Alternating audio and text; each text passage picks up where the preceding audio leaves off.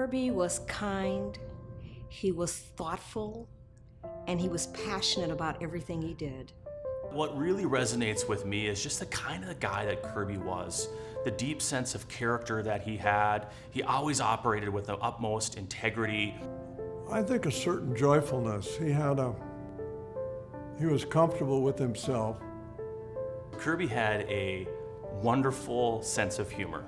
It was a little bit on the dry side, but that's partly what we loved about Kirby. I suppose he was 4 or 5, and we had a neighbor girl that he played with, and he came in to get cookies, and he had one in each hand, and when he went through the doorway and swinging his arms, and he hit the doorway, and one cookie fell, and he looked down, he said, "Oh, Dai's cookie just fell."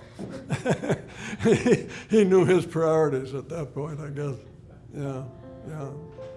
He was just an overall great guy who valued the work that he did, both at the bank and in the community, and he was a family man, and he put his wife and his kids at the forefront of everything that he did.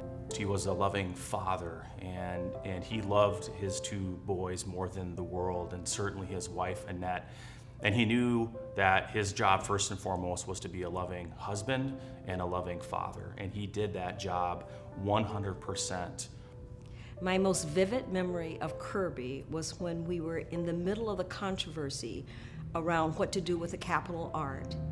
And he was just a voice of reason and a very just gentle smile as we were going through the throes of what do we do, what don't we do, and how do we make the right decisions. What was really neat about Kirby too is he had this great sense and belief in service, of giving back to the community. He really believed deeply that he needed to be engaged in St. Paul. This is where he officed, this is where he spent most of his time, this is where his team was.